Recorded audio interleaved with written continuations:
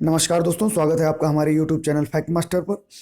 यदि आप मेरे चैनल पर पहली बार आए तो चैनल को सब्सक्राइब जरूर कर लीजिए और लाइक जरूर करिएगा। दोस्तों, इस वीडियो में हम बात करेंगे शिक्षण कौशल की। शिक्षण कौशल क्या होते हैं, क्योंकि मनोविज्ञान की जितने भी पॉइंट्स दिए हुए हैं वो बहुत ही इंपॉर्टेंट हो जाते हैं। और अगर कंप्यूटर का पार्ट भी मिला लिया जाए तो शिक्षण कौशल और व्यक्तिगत भिन्नताएं और विकास को प्रभावित करने वाले कारक, अधिगम, ये सब मिलाकर के कुल 35 यानी कि 35 नंबर के आने वाले हैं।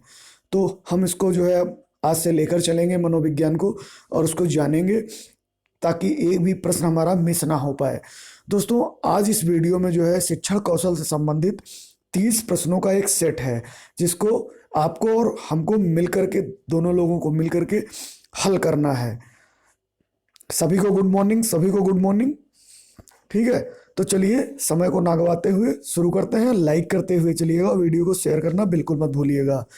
तो सबसे पहला प्रश्न आपकी स्क्रीन पे है, प्रयोग प्रदर्शन विधि का गुण है। प्रयोग प्रदर्शन विधि का गुण है सक्रिय वातावरण, स्थायी ज्ञान, मानसिक विकास विकास या सभी। आपके पास कुछ सेकंड का वक्त है, आप जो है बताइएगा और जो जितने भी क्वेश्चन आपने सही किए हैं वो कमेंट बॉक्स में आप मुझे बता के जाएंगे। ठीक है, बताइए। प्रयोग प्रदर्शन विधि का गुण है सक्रिय वातावरण, स्थायी ज्ञान, मानसिक विकास। तो दोस्तों, इसमें जो सही ऑप्शन है वो डी है, क्योंकि प्रयोग प्रदर्शन से जो है विधि से, सक्रिय वातावरण में जो है प्रयोग प्रदर्शन विधि होती है, स्थायी ज्ञान उससे होता है प्रयोग करके सीखने में, और मानसिक विकास भी होता है। तो ये ऑप्शन डी सही है। चलिए आगे चलते हैं। प्रश्न नंबर 2, दूसरा प्रश्न है, खेल पर आधारित शिक्षण विधि कौन सी है? किंडरगार्टन, प्रयोग, प्रोजेक्ट या जीवन इतिहास विधि। बताइए।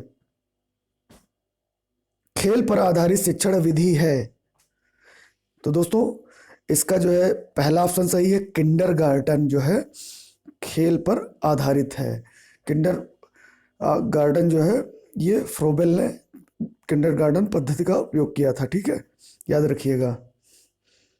फिर दोस्तों अगला प्रश्न है, पर्यटन सर्वाधिक आवश्यक है।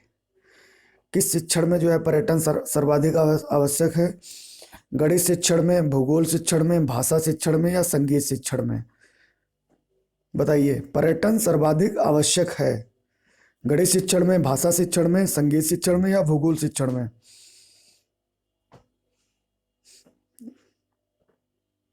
तो दोस्तों इसका जो राइट आंसर है वो भूगोल शिक्षण में। याद रखिएगा, भूगोल शिक्षण में जो है पर्यटन आवश्यक है। फिर दोस्तों अगला जो चौथा प्रश्न है बहुत ही महत्वपूर्ण है, कौन सा शिक्षण सूत्र गेस्टाल्ट थ्योरी पर आधारित है? कौन सा शिक्षण सूत्र गेस्टाल्ट थ्योरी, मैंने आपको बताया था कोहलर की जो थ्योरी थी वो गेस्टाल्ट पे आधारित थी, यानी कि सूझ पे आधारित थी। गेस्टाल्ट का अर्थ होता है सूझ। ठीक है, शिक्षण सूत्र गेस्टाल्ट थ्योरी पर आधारित है। ज्ञात से अज्ञात की ओर, ये 4 ऑप्शन है। पूर्ण से अंश की ओर, मूर्त से मूर्त की ओर या अनिश्चित से निश्चित की ओर। तो गेस्टाल्ट थ्योरी जो है वो पूर्ण से अंश की ओर, ये शिक्षण सूत्र इसमें होगा। पूर्ण से अंश की ओर जो है गेस्टाल्ट थ्योरी पर आधारित है, पूर्ण से अंश की ओर। दोस्तों अगला प्रश्न है, कक्षा शिक्षण तब अच्छा होगा। कक्षा शिक्षण तब अच्छा होगा जब कक्षा के सभी छात्र, आपके ऑप्शन है, गणवेश में हो, शांत बैठे हो, प्रश्न पूछने में तत्पर हो या कोई नहीं। आंसर दीजिए जल्दी, फास्ट। कक्षा शिक्षण तब अच्छा होगा जब कक्षा के सभी छात्र गणवेश में हो, शांत बैठे हो, प्रश्न पूछने में तत्पर हो या इनमें से कोई नहीं। आशा है आपने जो है उत्तर दे दिया होगा। तो इसका उत्तर जो है सी सही है, प्रश्न पूछने में तत्पर हो। कक्षा शिक्षण का तभी अच्छा होगा जब सभी छात्र प्रश्न पूछने के लिए तत्पर हों। चलिए अगले क्वेश्चन की तरफ चलते हैं। अगला प्रश्न है आपकी स्क्रीन पे 6, शिक्षण की गति आधारित होनी चाहिए। कालांतर पर, छात्रों के सीखने की गति पर, परीक्षा तिथियों पर या अध्यापक के कार्य पर। बताइए। शिक्षण की गति आधारित होनी चाहिए कालांतर पर, छात्रों के सीखने की गति पर, परीक्षा तिथियों पर या अध्यापक के कार्य पर। तो दोस्तों इसमें जो है बी सही है ऑप्शन। छात्रों के सीखने की गति पर जो है शिक्षण की गति होनी चाहिए, यानी शिक्षक शिक्षक जो है वो जब शिक्षण कर रहा हो तो उसको ये पता होना चाहिए कि शिक्षण की छात्रों की क्या गति है, उसी हिसाब से जो है उसको चलना चाहिए, उसी हिसाब से उसके शिक्षण की गति होनी चाहिए। ठीक है, अगले क्वेश्चन की तरफ बढ़ते हैं। दोस्तों अगला प्रश्न है, प्रभावशाली संप्रेषण में भागीदारी होती है। प्रभावशाली संप्रेषण का मतलब है जो कम्युनिकेशन स्किल हो वो सुगठित, समयबद्ध और उसमें एक प्रकार की क्रमबद्धता रहे प्रभावशाली संप्रेषण में। तो शिक्षक शिक्षार्थी पर, शिक्षण कर्मचारी पर, प्रधानाचार्य व शिक्षक पर, या इनमें से कोई नहीं। बताइए प्रभावशाली संप्रेषण में भागीदारी किसकी होती है? तो इसमें आपने आंसर दे दिया होगा। तो इसमें जो है शिक्षक और शिक्षार्थी की जो है प्रभावशाली संप्रेषण में सर्वाधिक भागीदारी होती है। ठीक है, अगले क्वेश्चन की तरफ चलते हैं। अगला क्वेश्चन है, शिक्षण सूत्रों के प्रयोग से शिक्षण प्रक्रिया में निम्न लाभ होता है। शिक्षण सूत्रों के प्रयोग से, यानी शिक्षण सूत्रों का प्रयोग जब शिक्षण प्रक्रिया में किया जाता है तब क्या होता है, कितना लाभ होता है? तो आपके ऑप्शन है ये, शिक्षण गुणवत्ता में अधिकता, सुचारू रूप से शिक्षण, पथ प्रदर्शन में सहायक, या इनमें से सभी। शिक्षण सूत्रों के प्रयोग से शिक्षण प्रक्रिया में क्या लाभ होता है?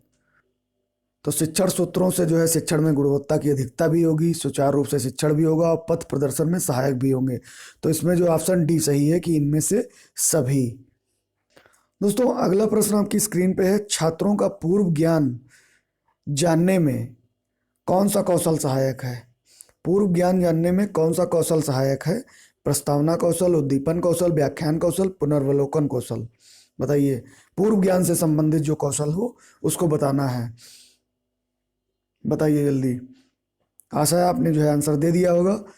तो दोस्तों इसका जो आंसर है वो प्रस्तावना कौशल है। ठीक है, प्रस्तावना कौशल, प्रस्तावना तभी निकलेगी जब छात्रों को पूर्व ज्ञान होगा जिससे संबंधित प्रस्तावना निकाली जा रही है, यानी कि छात्रों का पूर्व ज्ञान जो है वो प्रस्तावना कौशल से संबंधित होता है। चलिए अगले क्वेश्चन की तरफ चलते हैं। अगला क्वेश्चन है, बाल केंद्रीय शिक्षा का उद्देश्य क्या है?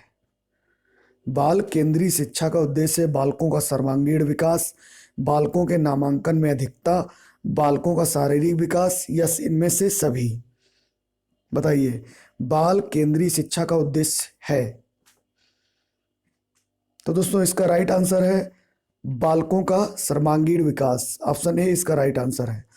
दोस्तों जितने भी क्वेश्चन आपके सही हो रहे हो वो कमेंट बॉक्स में मुझे जरूर बताइएगा कि 30 में से कितने क्वेश्चन आपके सही हुए, जिससे आपका जो है एक लेवल आपको पता चल जाएगा।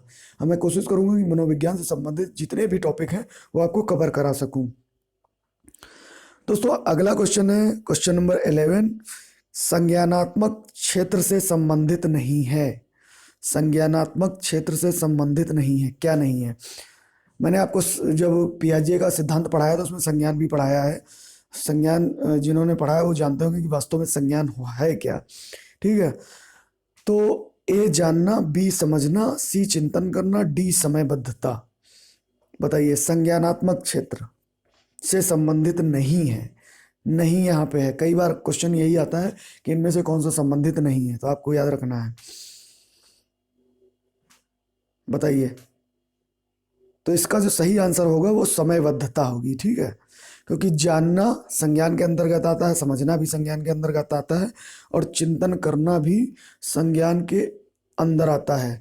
संज्ञान क्या होता है कि दिमाग में जो है विभिन्न प्रकार की क्रियाएं होती हैं, स्मृतियां होती हैं, और उनमें विभिन्न प्रकार की संक्रियाएं बनती हैं, और संक्रियाओं का जो संगठित रूप होता है, क्रमबद्ध रूप होता है, वो संज्ञान होता है। ठीक है, अब क्वेश्चन 12th की ओर चलते हैं। बहुत इंपॉर्टेंट क्वेश्चन है, सुकरात की विधि क्या है? सुकरात ने कौन सी विधि दी थी? बताइए। विधि है कहानी, व्याख्या, प्रश्नोत्तर, विश्लेषण विधि।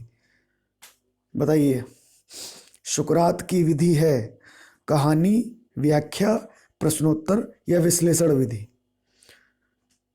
तो दोस्तों इसका जो राइट आंसर है वो प्रश्नोत्तर विधि है। सुकरात ने जो है प्रश्नोत्तर विधि दी थी। ठीक है, और अगला क्वेश्चन,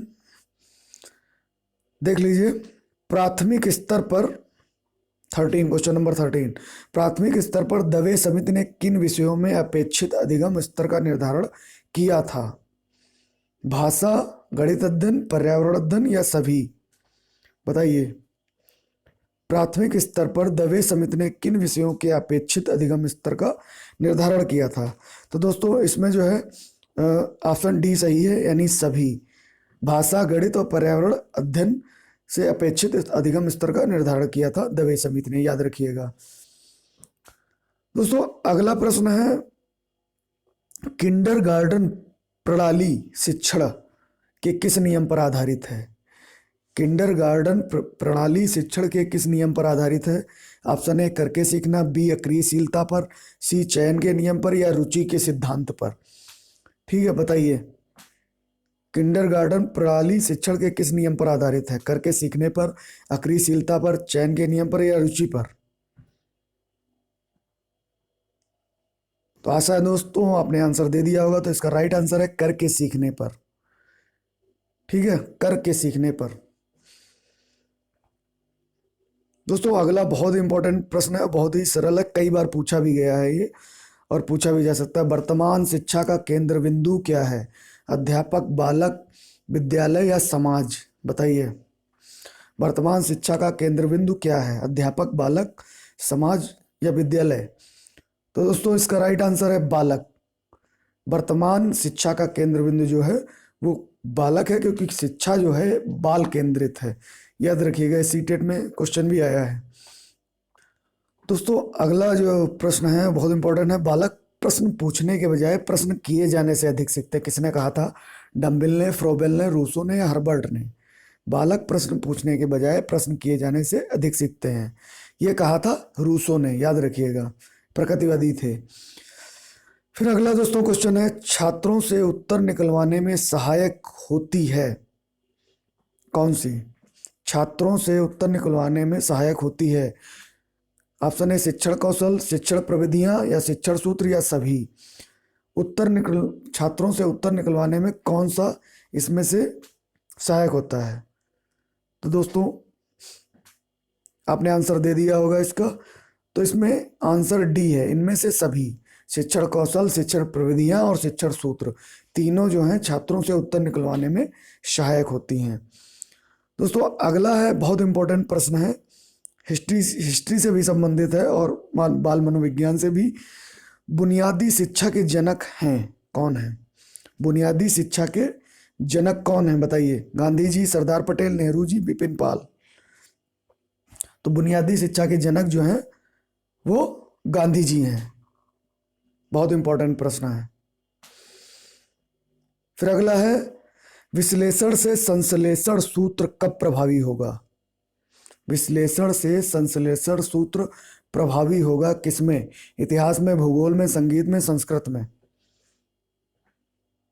विश्लेषण से संश्लेषण सूत्र, शिक्षण सूत्र की बात हो रही है। इतिहास में, भूगोल में, संगीत में, संस्कृत में?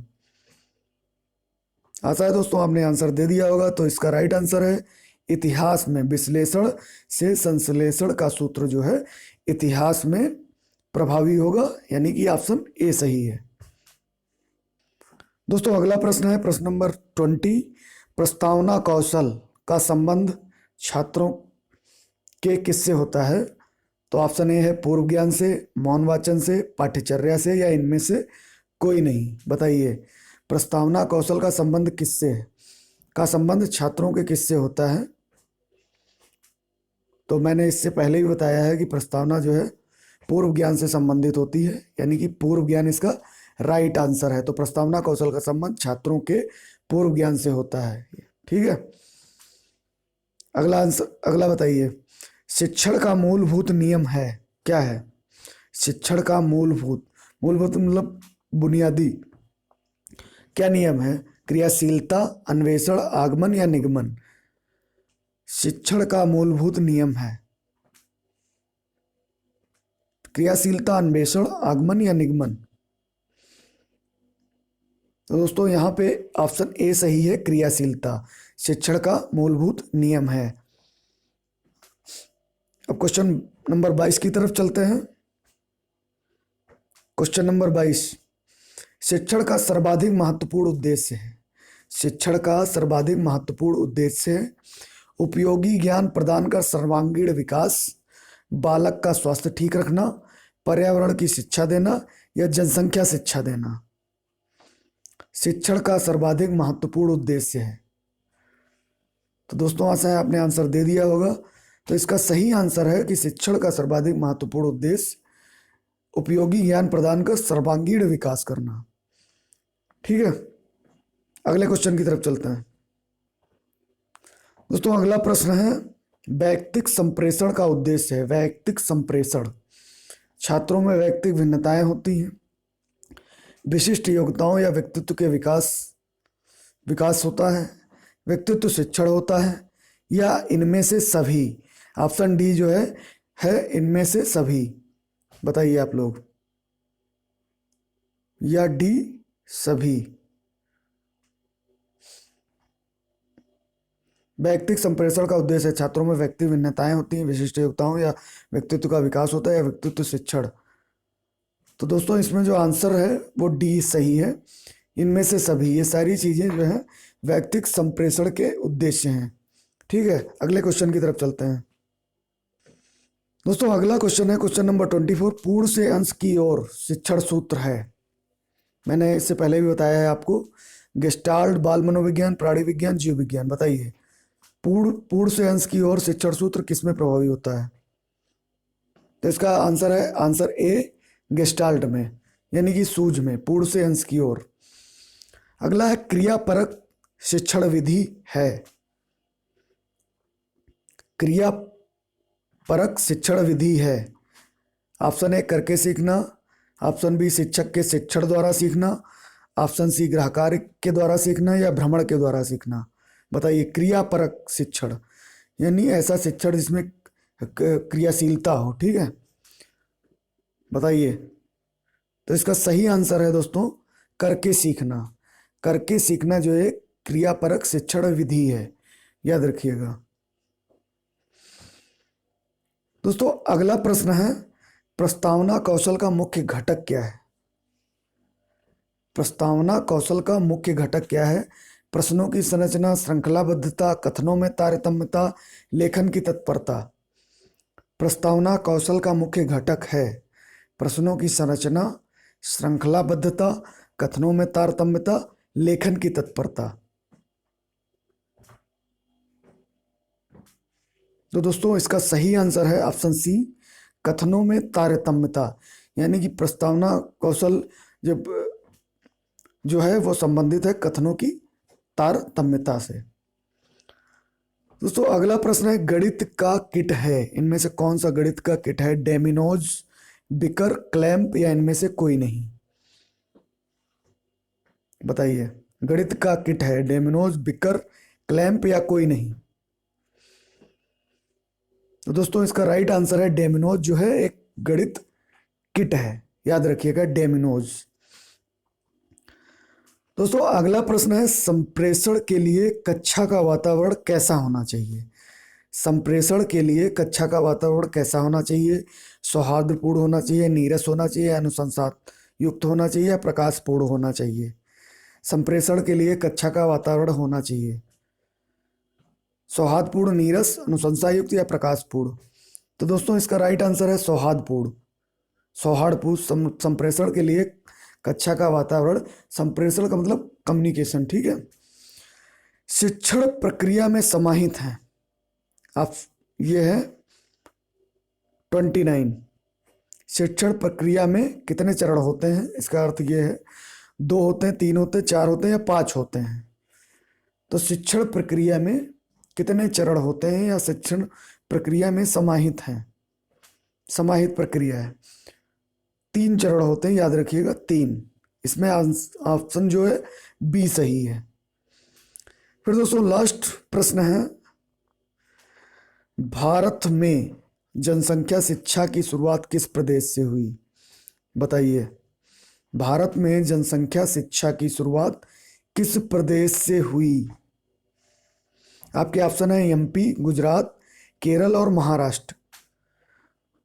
तो दोस्तों जनसंख्या शिक्षा की शुरुआत जो हुई थी वो महाराष्ट्र से शुरू हुई थी। याद रखिएगा, यहाँ महाराष्ट्र लिखा है, महाराष्ट्र से शुरू हुई थी।